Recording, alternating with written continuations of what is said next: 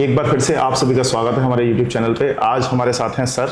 Basically sir भी GRF हैं, तो हमने और हमारे डिपार्टमेंट में आए एग्जामिनेशन के लिए, तो हमने सोचा क्यों ना सर से बात करी जाए और जो हमारे व्यूअर्स हैं, जो मेरे जूनियर्स हैं, उनकी थोड़ी सी हेल्प हो जाए और ज़्यादा उनको डीप में नॉलेज मिल जाए कि कैसे जीआरएफ की प्रिपरेशन की जाती है।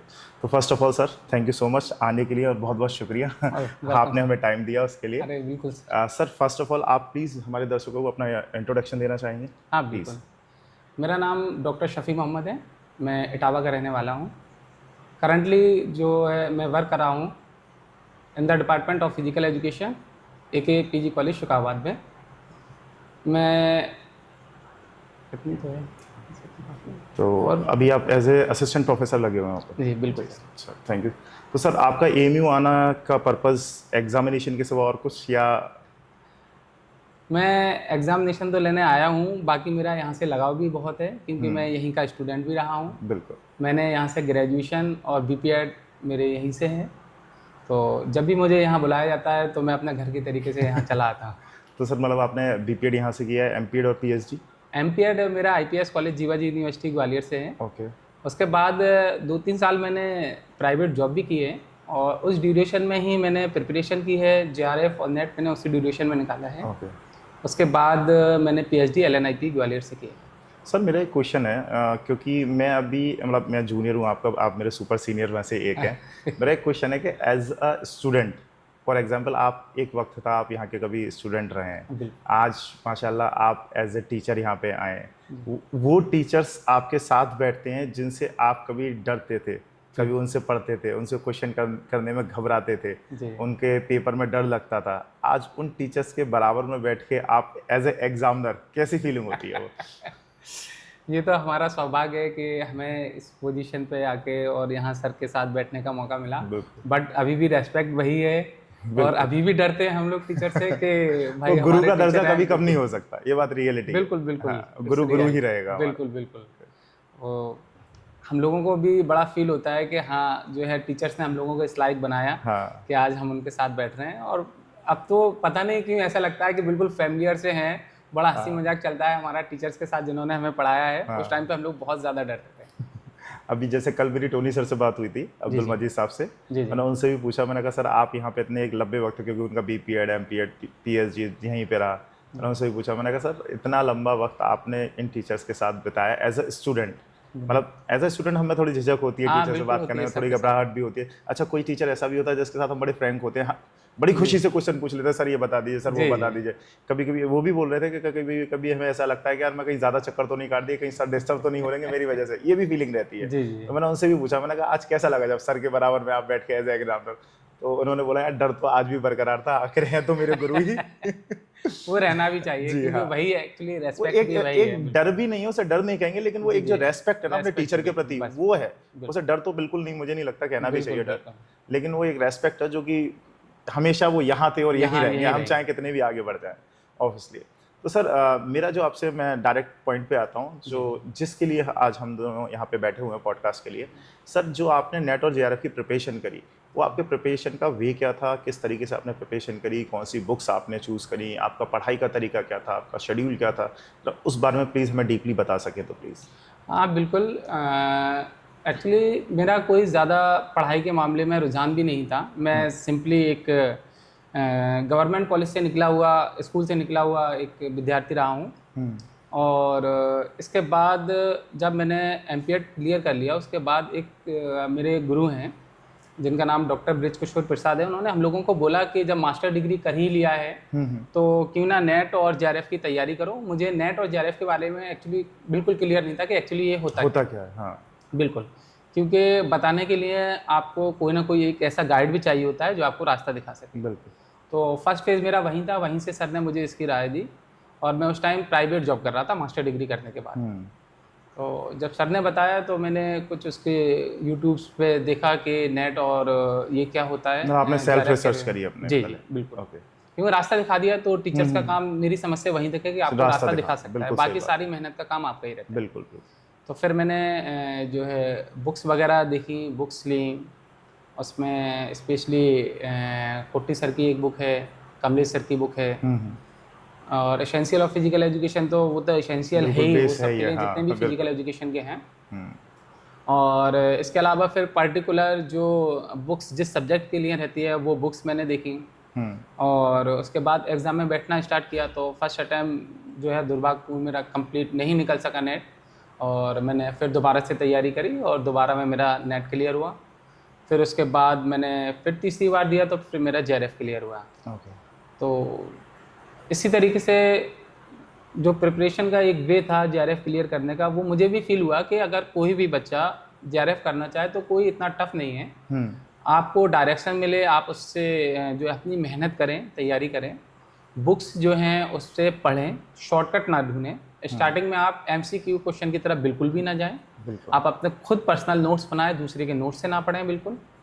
और मैंने अपने नोट्स बनाए, उन्हें पढ़ा, उन पर स्टडी करी। जो क्वेश्चन जितने भी एग्ज़ाम भी मैंने दिए हैं तो उस ड्यूरेशन में एग्ज़ाम देने के बाद 2-3 दिन के बाद मैं उन क्वेश्चन पेपर्स को उठाता भी था। उठाने के बाद जितने क्वेश्चन आए मैं उसके आंसर भी देखता था। जब आंसर देखता था तो उसी टाइम पर मुझे और भी चीज़ें उसमें मिलती थी। मतलब मेरी नॉलेज उस टाइम पे और इन्हांस होती थी कि इस क्वेश्चन से रिलेटेड और भी क्वेश्चन ये बन सकते थे। हाँ, तो मैंने उसकी भी डीपली नोट्स बनाए ओके। और उसका मुझे बेनिफिट्स मिला जब मैंने और एग्ज़ाम दिए। तो माशाल्लाह मेरे 5 गवर्नमेंट जॉब क्लियर हुई थी। नवोदय में हुआ, केवी में हुआ, एलटी ग्रेड यूपी में हुआ, असिस्टेंट प्रोफेसर इस पे हुआ, और डीएसएसबी में भी हुआ हमारा। मतलब आपने काफ़ी अच्छी तैयारी करी। बाय गॉड के, हाँ, बस अपनी प्रिपरेशन करते रहे, अपनी मेहनत करते रहे, बाकी सिला तो ऊपर वाले के हाथ में होता है देना बिल्कुल का। बिल्कुल। तो सर अगर फॉर एग्जांपल अगर आपसे पूछा जाए कि एक जो पैटर्न आपने, कोई ना कोई हर एक स्टूडेंट का एक अलग पैटर्न होता है। बिल्कुल फॉर एग्जांपल जैसे कुछ लोग मॉर्निंग में पढ़ना पसंद करते हैं, कुछ लोग चैप्टर वाइज पढ़ना पसंद करते हैं, कुछ लोग का होता है कि आज मतलब थोड़ा साइकोलॉजी पढ़ ली, थोड़ा फिजियोलॉजी पढ़ ली, थोड़ा एनाटॉमी पढ़ ली, 2 घंटे ये देख लिया, 2 घंटे वो कर लिया, 2 जी घंटे जी ये कर लिया। बिल्कुल बिल्कुल। कुछ लोगों का होता है कि नहीं, पहले एक बुक खत्म करूंगा, फिर दूसरी पे जाऊंगा, फिर तीसरी पे जाऊंगा, ऐसा रहता है। आपका जो पैटर्न था एक, वो पैटर्न क्या रहा आपका? अगर शेड्यूलिंग की बात करो तो मैंने जो स्टडी की है, क्योंकि मैं जॉब भी कर रहा था, तो उस ड्यूरेशन में मैंने जो स्टडी करी है वो नाइट का टाइम यूज़ किया है। जिस दिन मैं नाइट में जल्दी सो जाता था तो मॉर्निंग में स्टडी करता था। और दूसरा कि जो इतने पीरियड्स मुझे दोपहर में फ्री मिलते थे, मीन्स ड्यूरिंग द जॉब्स, तो मैं उनका भी प्रॉपर यूज़ करता था उस टाइम का। और जब मन करता था कि ये सब्जेक्ट पढ़ना है तो मैं उसे पढ़ता था अपने मन के अकॉर्डिंग। बिल्कुल। जिस सब्जेक्ट में मेरा उस टाइम मन नहीं लगता था तो मैं उसे छोड़ देता था, जिसमें मेरा मन लगता था मैं उसी सब्जेक्ट को पहले मतलब उठाता आपने था ऐसा और नहीं उसे किया कि पढ़ता था। आज फोर्सफुली मुझे 10 चैप्टर खत्म करने हैं तो 10 नहीं, चैप्टर कोई कर ऐसा देने। कोई प्रॉपर मतलब अभी मन टारगेट नहीं नहीं करा, बनाया। फॉर एग्जांपल बिल्कुल। एनाटॉमी में थोड़ा सर दर्द हो गया, जी, ठीक जी, है, जी। एनाटॉमी साइड में रखते हैं, हिस्ट्री पढ़ लेते हैं। जी जी जी बिल्कुल ओके। बिल्कुल। इस तरीके से मैंने प्रिपरेशन की। और मुझे मैंने ये मान भी रखा था कि जितने भी एग्ज़ाम होते हैं मोस्टली उसमें आपका फर्स्ट पेपर और सेकंड पेपर का ज़्यादा अपने यहाँ इंडिया में कल्चर है कि फर्स्ट पेपर जो है उसमें जनरल आएगा सारा, और जो सेकंड पेपर है आपका उसमें आपका सब्जेक्ट का आएगा। तो जब मेरा सब्जेक्ट से पढ़ के मन हट जाता था तो मैं जनरल पेपर का पढ़ लेता था। हिस्ट्री है, ज्योग्राफी है, समथिंग थोड़ा थोड़ा उससे पढ़ सर लेता क्या था। आपने इनके लिए कोई कोचिंग ज्वाइन करी या सिर्फ सेल्फ नहीं, प्रिपरेशन सिर्फ आपका? Self study. सेल्फ स्टडी जी रही जी। आपकी। और जब मैं LNIP पहुंचा तो LNIP में PhD के दौरान मैंने जितनी जो गवर्नमेंट जॉब्स मेरी निकली थी वो उसी ड्यूरेशन की निकली हुई हैं, क्योंकि वहाँ ग्रुप बनाना भी ज़रूरी है। बट आपका ग्रुप भी ऐसा होना चाहिए कि वो सारे स्टडी कर रहा हूँ। हाँ, मतलब ऐसा ना हो कि एक उसमें ऐसा है जो आपको बिल्कुल डिस्टर्ब ही कर रहा है सिर्फ। बिल्कुल एक स्टडी कर रहा है और बाकी लोग मस्ती कर रहे हैं तो फिर वो ग्रुप नहीं हो आपके पाएगा, लिए बिल्कुल। गलत हो जाता है, फिर आप उन्हीं के संगत में चले जाते तो हो। सर आपका ग्रुप कितने मेंबर्स का था? हम लोग 5-6 लोग जो थे उसमें से 3-4 तो डेली पढ़ते थे।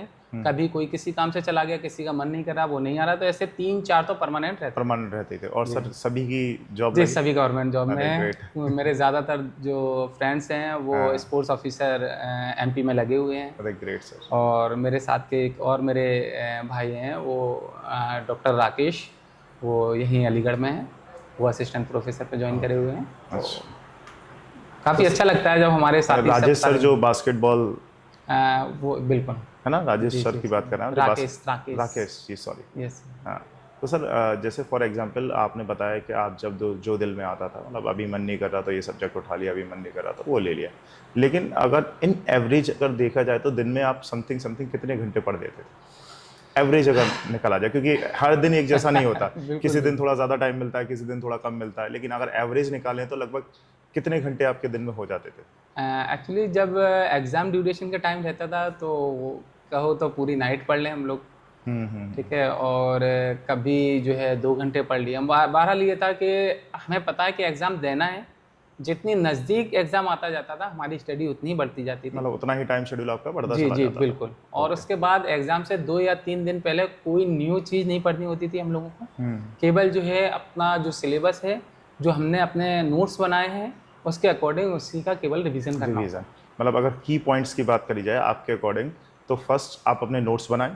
पहला की पॉइंट हम कह सकते हैं कि आपके जी, पास जी। अपने खुद के बनाए हुए नोट्स ज़रूर होने चाहिए। बहुत ज़रूरी है। दूसरा, आजकल जो शॉर्टकट बुक्स अवेलेबल हैं मार्केट जी, में जी। या किसी और के नोट्स हैं, हम जी, जी। उनके ऊपर रिलाई ना करें, बिल्कुल, क्योंकि मैंने नोट्स बनाए, मैंने अपनी समझ के अनुसार बनाए। बिल्कुल, जो मुझे पता है हो मैं सकता है उस कि पे मुझे छोड़ हर्ट नहीं आता, तो मैंने हर्ट को बहुत ज़्यादा डीप में घुस के बनाए नोट्स। जी, हो जी। सकता है वो हर्ट आपको बहुत अच्छे से पहले से याद होगा, तो आप क्यों ही पढ़ेंगे उनको। बिल्कुल। और मतलब अपने खुद के नोट्स हों वो सबसे ज़्यादा बेस्ट है। आप अपने खुद के नोट्स बनाएं, शॉर्टकट की तरफ ना भागें। जी, जी। और स्टार्टिंग में एटलीस्ट जो आपके मल्टीपल चॉइस क्वेश्चंस की बुक्स जो आती हैं या पेपर सीरीज जो होती है, उनसे थोड़ा सा दूरी बना के रखें स्टार्टिंग में। Starting point. एटलीस्ट पहले बेस क्लियर कर लें, फिर उसके बाद आप उन चीज़ों पे रिलाई करें, वो ज़्यादा बेटर है। बिल्कुल। ये 3 पॉइंट्स बेसिक आप बताते हैं। And after that fourth point आपका है कि जो ड्यूरिंग एग्जामिनेशन या एग्जामिनेशन से 4-6 दिन पहले आप फुल्ली रिवीजन के ऊपर ध्यान दें। ठीक ये है। आपकी तरफ से की पॉइंट्स हैं, बिल्कुल। जो हमारे जूनियर्स हैं, जो मेरे भाई हैं, उनके ये की पॉइंट्स काम आ सकते हैं। थैंक यू सो मच बिल्कुल। Sir for thank this interview.